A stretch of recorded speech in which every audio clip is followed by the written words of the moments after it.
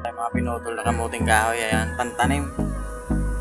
Papalitan natin yung mga na-wash out na mga tinanim ko dito, mga kamuting kahoy. Ayan guys, winas out yan lahat. Kung nakikita nyo, ayan yan.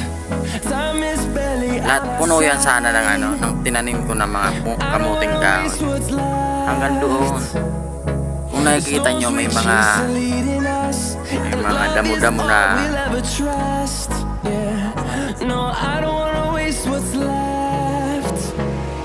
And on we'll go, through the wastelands, through the highways, till my shadow turns to sun rays. And on we'll go, through the wastelands, through the highways, and on.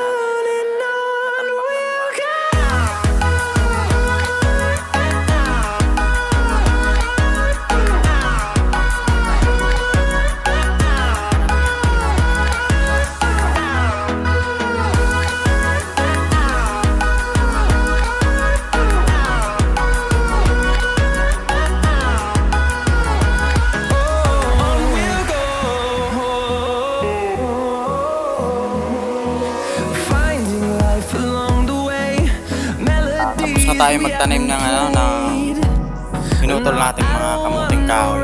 Tinanim natin, tinusok lang natin sa mga buhangin, mga dala ng baha na nasapaw dito sa aking kalupaan na pinagtatamna ng mga gulayin. Yan guys, tinusok ko lang para mabuhay sila guys. Kamuting kahoy na pinagputol ko yan para mabuhay sila. Ang ganyan doon. Basta may mga buhangin na ganyan pinagtutusukan ko yun. So yan guys, sana mabuhay yan. Tinanim ko. Pati doon sa gilid.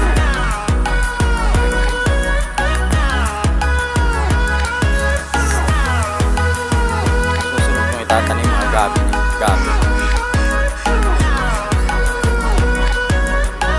Sana mabuhay pa naman. Hindi na makain.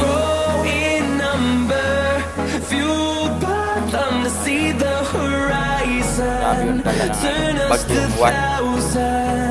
Ayan. Nararo yung may mga tanim ng kamuting kahoy. Nararo ng baha. Ayan guys. Ayan na yung natira sa akin ng kamuting kahoy.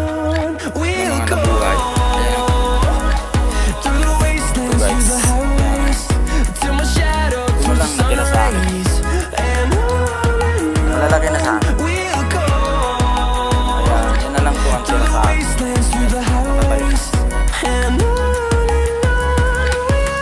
Sinapawan ng mga buhangin. Ayan. Yan guys, sana mabuhay pa naman yung iba. Yung mga kamuting kahoy. Ayan na lang yung natira sa akin. Natinamnan ko ng kamuting kahoy. Ayan. Pero inanuhan ko uli. Dinaniman ko uli. Ayan guys. Pinalitan natin yung mga na-wash out na kamuting kahoy. Ganyan na guys. Kasi malambot naman din kasi yung mga yung mga dala ng baha na buhangin. Yan ko na lang din tinusok yung mga yung kamuting kahoy guys.